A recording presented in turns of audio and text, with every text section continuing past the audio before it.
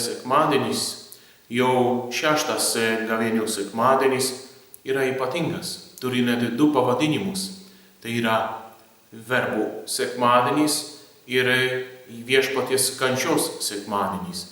Todėl ir per šios dienos liturgiją skaitome net 2 fragmentus iš Evangelijos.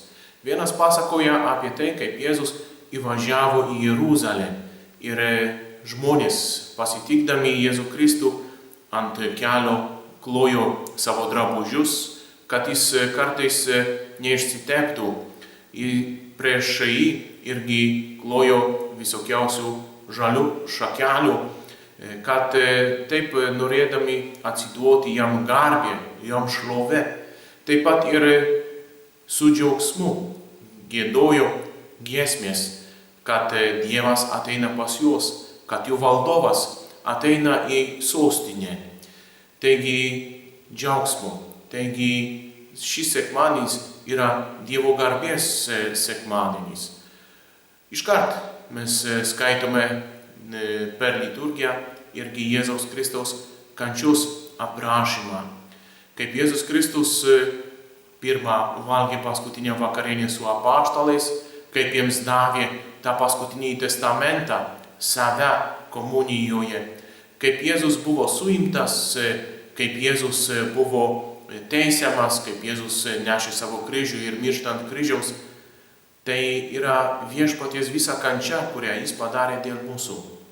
Taigi Dievas, atėjęs į šį pasaulį, priėmęs mūsų žmogiškąją būtį, viską išgyvena, ką ir mes išgyvename. Ir džiaugsmus, ir kančias skausmus. Jėzus Kristus taip mus pamilo, jog norėjo būti su mumis kiekvieną akimirką. Ir taip pat rodo mums, kaip reikia per tos mūsų gyvenimo sunkumus pareiti. Viską reikia Dievo garbei atiduoti, ką nors darome, ką nors mus pasitinka. Taigi Jėzus Kristus, įžengdamas į sostinę Jeruzalę, parodė, jog Dievas nori būti tikras karalius. Jis neieško tų žemiškųjų turtų, materialinių turtų, jis neieško žemiškos garbės, jis nori būti mūsų Dievas, mūsų širdies valdovas. Jis nori, kad mes prieš jį klotume save pačius, kad jis įžengtų į mūsų kasdienybę, kad jis būtų kaip tas geras, šventas, išmintingas valdovas. Jis ateina pas kiekvieną iš mūsų. Tuo pačiu Jėzus ateina į mūsų gyvenimą, kur yra pilna nuodėmių, kur yra pilna neteisybės, nesąžiningumo, kur mūsų širdis yra netyra, nešventa, negraži.